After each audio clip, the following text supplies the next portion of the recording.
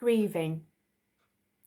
A lot of my time is spent negotiating the different kinds of griefs life throws up, with people from every walk of life. Grief does not discriminate. It is inescapable. It is the cost of love, and I think most people say that it would be a cost worth paying. But even without the death of a loved one, life is full of grief, actually. Losses happen all the time. Whenever we make a decision, we turn down one path and leave another behind. Even if we are sure and happy with our decision, we have left behind another option.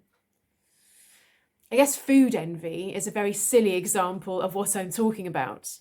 But imagine the decision to become a parent. You lose a lot of freedoms.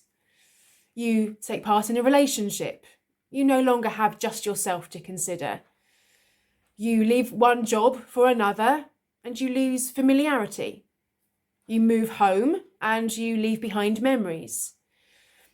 We are constantly navigating little and big losses. And sometimes we'll be fine with that loss, and other times grief will hit in massive and in other times small ways.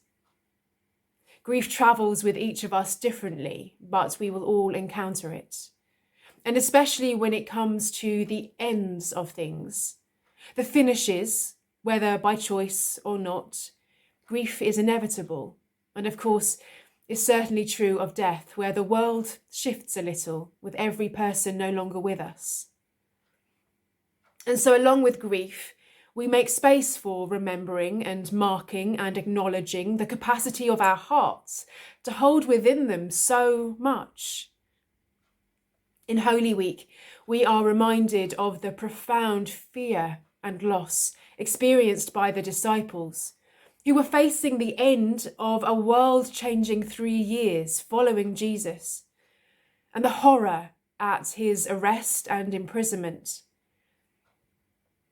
He went on to die, and they had no idea what came next. I cannot imagine the darkness that they lived in. Yet their grief travelled towards new life.